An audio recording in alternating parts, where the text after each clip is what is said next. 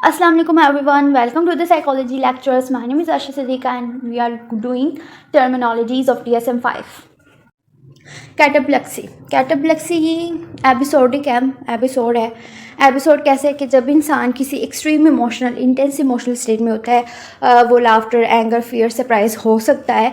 उस extreme emotional state में इंसान मसल टोन जो है वो रिड्यूस हो जाते हैं, डिक्लाइन आ जाता है और उसकी डिक्लाइन आने की वजह से इंसान एकदम से कोलैप्स कर जाता है। ठीक है, कि एकदम से सरप्राइज़ हुआ, इंसान को सरप्राइज़ मिला, सरप्राइज़ में वो बिल्कुल रिजिड हो गया, इतना रिजिड कि वो बिल्कुल कोलैप्स करके बेहोश हो गया। अक्सर आपने सुना ही होगा।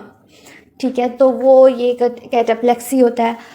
अब कैटाप्लेक्सी यही चीज़ है कि जब इंसान की मसल टोन डिक्लाइन करने लग जाए, मोटर कोऑर्डिनेशन डिक्लाइनिंग में जा रही हो, तो ये ओल्ड एज में ज़्यादा होता है। जब मोटर कोऑर्डिनेशन डिक्लाइनिंग में जा रही हो, जिसकी वजह से मसल टोन जो सी वो वीक हो और अक्सर किसी भी इंटेंस इमोशन को बर्दाश्त ना करते हुए मसल टोन जो सी है वो उसकी लैकेज बॉडी में आ जाती है।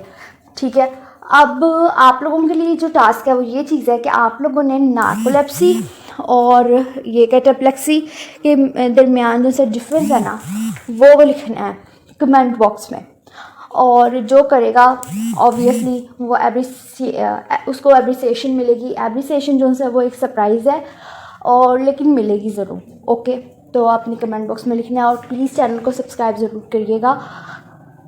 चैनल सब्सक्राइब होना भी मस्ट है, क्योंकि सिर्फ 10% जैसे सब्सक्राइबर्स हैं, बाकी सारे व्यू टाइम जैसे नॉन सब्सक्राइबर्स का ही आ रहा है, जिन्हें सब्सक्राइब ही नहीं करते। सिर्फ 10% है जो अच्छे बच्चे हैं, सब्सक्राइब करके फिर वीडियो देखते हैं।